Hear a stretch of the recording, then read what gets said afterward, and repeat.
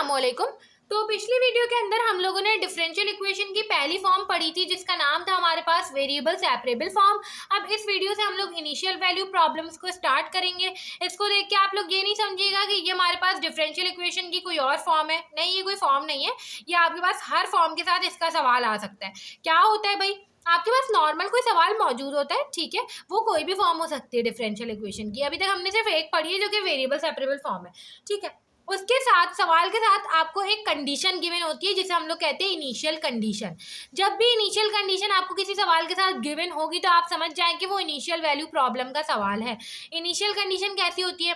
y bracket में कोई number लिखा हुआ होगा इक्वल्स टू कोई नंबर लिखा हुआ होगा। वो जो ब्रैकेट में नंबर लिखा हुआ होता है उसे हम लोग कहते हैं x की वैल्यू, वो होती है x की वैल्यू। और जो इक्वल टू के बाद नंबर लिखा हुआ होता है वो होती है y की वैल्यू। मतलब कि आपने अक्सर देखा होगा y ऑफ x इस तरीके से लिखते हैं ना, है ना। तो ये हमारे पास x की वैल्यू है और ये मेरे पास किसकी वैल्यू है? y की वैल्यू है। तो सिंपल, अगर मैं इस सवाल में देखूं मेरे पास x की वैल्यू क्या है? 0 है, और y की वैल्यू क्या है? 0 है, ठीक है, दोनों वैल्यू 0 है। अब होता क्या है, अभी तक हम लोग जो सवाल सॉल्व कर रहे होते थे उसमें हमारे पास आखिर में जो आंसर आता था उसमें कांस्टेंट्स मौजूद होते थे।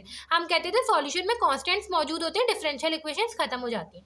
वो जो कांस्टेंट्स मौजूद होते थे वो इस तरीके के होते थे, के C1 C, इस तरीके से। हमें उसकी वैल्यू नहीं पता होती थी एग्जैक्ट। और हमने पहली वीडियो में ये बात पढ़ी थी कि जो ऐसे सॉल्यूशन होते हैं जिसमें हमें कांस्टेंट्स की वैल्यू नहीं पता होती वो होते हैं जनरल सॉल्यूशन, ठीक है। और जिसमें हमें वैल्यू पता हो वो पर्टिकुलर सॉल्यूशन होते हैं। तो हम क्या करते हैं कि इस सवाल को बिल्कुल वैसे ही सॉल्व करते हैं जैसे अभी तक हमने सीखा है सॉल्व करना, ठीक है। जैसे आखिर में हमारे पास आंसर आ जाता है, जनरल सॉल्यूशन आ जाता है जैसे हम लोग पिछली वीडियो में निकाला करते थे, उसके बाद हम लोग इस इनिशियल कंडीशन की हेल्प से जहाँ जहाँ एक्स हो वहाँ वहाँ एक्स की वैल्यू पुट करते हैं, जहाँ जहाँ वाई हो वहाँ वहाँ वाई की वैल्यू पुट करते हैं और पर्टिकुलर सॉल्यूशन निकालते हैं, मतलब उस कांस्टेंट की वैल्यू निकालते हैं। अब ये काम हमें किस तरीके से करना है हम लोग देख लेते हैं। ये मेरे पास सवाल मौजूद है। सबसे पहले मेरे पास सवाल आ गया first order ordinary differential equation का, मतलब कि यहाँ पे कोई हायर ऑर्डर मौजूद नहीं है, ठीक है। तो सिंपल मैं देखूंगी भाई, पहचानूंगी। सबसे पहले वेरिएबल सेपरेबल फॉर्म पहचानने की कोशिश करूंगी। F X D X equals to G Y D Y, ठीक है। अब देखें यहाँ पे मैं देखूँ तो डी वाई और डी एक्स दोनों न्यूमरेटर में मौजूद होते हैं। अपने सवाल को इस फॉर्म में लाने की कोशिश करूंगी तो डी एक्स को मैं उधर ले जाऊंगी, मेरे पास कुछ इस तरीके से हो जाएगा E 2y minus Y cos X D Y equals to E Y sine 2x D X. आपने देखा, ये आपने कहा यार ये तो वेरिएबल सेपरेबल फॉर्म नहीं है। क्यों नहीं है? डी एक्स के साथ सिर्फ एक्स का फंक्शन होना चाहिए था, यहाँ पे तो वाई भी मौजूद है। डी वाई के साथ सिर्फ वाई होना चाहिए था, यहाँ पे तो कॉस भी मौजूद है, कॉस एक्स तो एक्स भी मौजूद है। तो सिंपल ये नहीं बन पा रहा, मगर आप बनाने की कोशिश करें ये बन जाएगा। कैसे? डी वाई के साथ सिर्फ वाई का फंक्शन होना चाहिए, ये ब्रैकेट इधर रख के इसको उधर ले जाए, ये हो जाएगा E 2y minus Y D Y, ठीक है। यहाँ पे हो जाएगा sine X 2x sine 2x D X, ठीक है। कॉस एक्स यहाँ पे मल्टीप्लाई हो रहा था, वहाँ पे जाके डिवाइड हो जाएगा। ये वाई वाली चीज़ यहाँ पे मल्टीप्लाई हो रही थी, यहाँ पे आके डिवाइड हो जाएगी। सिंपल। अब देखें, अब बन गई है, बिल्कुल बन गई। डी वाई के साथ सिर्फ वाई का फंक्शन मौजूद है, डी एक्स के साथ सिर्फ एक्स का फंक्शन मौजूद है। सॉल्व कैसे करते हैं? इंटीग्रेशन लेनी होती है दोनों साइड। आपकी मर्जी, आप ये वापस लिख के अगले स्टेप में इंटीग्रेशन लगा दें या फिर मैंने इसी स्टेप में लगा दी, ठीक है। अब किस तरीके से करेंगे? ई वाई को मैं ऊपर ले जाती हूँ, ई माइनस वाई हो जाएगा, है ना। तो ये हो जाएगा E 2y minus Y as it is लिखा हुआ है। यहाँ पे अगर मैं देखूँ तो साइन 2x ट्रिग्नोमेट्रिक आइडेंटिटी है जिसका हमारे पास आंसर होता है 2 sin x cos x upon का cos x dx। cos x से cos x कैंसिल हो जाएगा। इसको मैं थोड़ा सा सॉल्व करूँ तो e माइनस वाई प्लस का 2y दोनों मल्टीप्लाई होंगे तो पावर्स ऐड हो जाएंगी, माइनस का y इंटू ई माइनस वाई, और ये हो जाएगा dy इक्वल्स टू, यहाँ पे हो जाएगा 2 sin x, 2 कॉन्स्टेंट है तो मैंने बाहर निकाल लिया, ये हो जाएगा sin x dx। अगर मैं यहाँ पे देखूँ तो माइनस वाई और प्लस 2y सिर्फ y बचते हैं, यहाँ पे डी वाई दोनों के ऊपर अलग अलग इंटीग्रेशन अप्लाई हो जाएगी। यहाँ पे हो जाएगा माइनस का y ई माइनस वाई और D Y equals to 2 sine X की हमारे पास इंटीग्रेशन क्या होती है? माइनस कॉज एक्स, तो ये हो जाएगा माइनस कॉज एक्स और यहाँ पे मैंने प्लस सी लगा दिया। अब हमें इसको सॉल्व करना है। देखिए, इसको सॉल्व करने का तरीका तो बहुत ही आसान है। जब भी ई वाई की इंटीग्रेशन होगी वाई के लिहाज से, इस वेरिएबल के लिहाज से ही हो रही है, तो ई वाई हमारे पास एज इट इज आ जाता है। अब ये करना है हमें, यहाँ पे y का फंक्शन है, ये भी y का फंक्शन है, दोनों आपस में मल्टीप्लाई हो रहे हैं। तो हमें पता है कि इंटीग्रेशन में हम लोग बाय पार्ट्स अप्लाई करते हैं ऐसी सिचुएशन में, ठीक है। बाय पार्ट्स अप्लाई करने के लिए हमें ये पता होना चाहिए कि इसमें से कौन सा u है कौन सा v है। मैं यहाँ पे बाय पार्ट्स का फॉर्मूला लिख देती हूँ, u into V D X बराबर हो जाता है u एज इट इज आता है v डी एक्स फिर minus D you over D x और यहाँ पे v डी एक्स और इस फिर पूरे की इंटीग्रेशन भी होती है dx। ठीक है, आपको ये बात पता होनी चाहिए इसमें से कौन सा u है और कौन सा v है। ठीक है, तो सिंपल एक चीज देखें, आपके पास बहुत सारे लोग आइलेट भी कहते हैं और बहुत सारे लोग लिएट भी कहते हैं। ठीक है, तो कोई सा भी आप लोग फॉलो कर लें। लिएट में अगर देखें तो आपके पास यहाँ पे ये जो है अलजेब्रिक है और ये आपके पास एक्सपोनेंशियल है।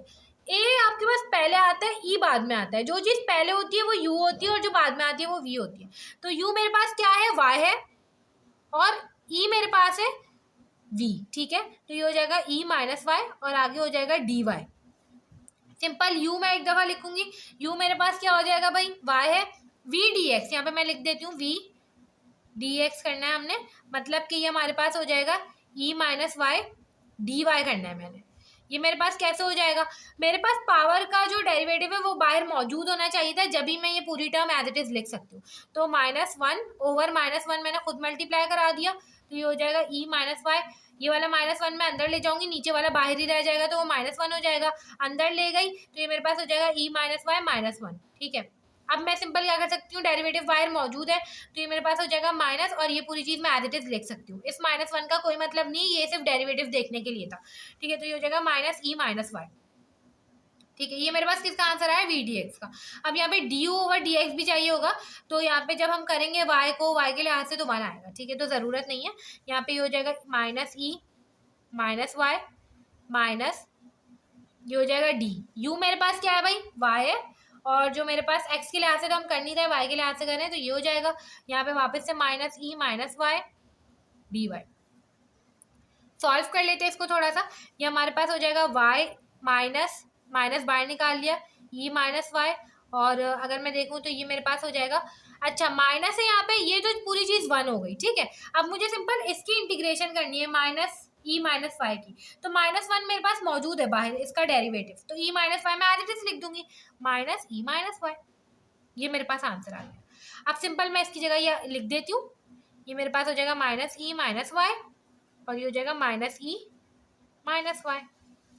यहाँ पे हो जाएगा -2 cos x प्लस सी। आगे सॉल्व कर लेते हैं हम इसको।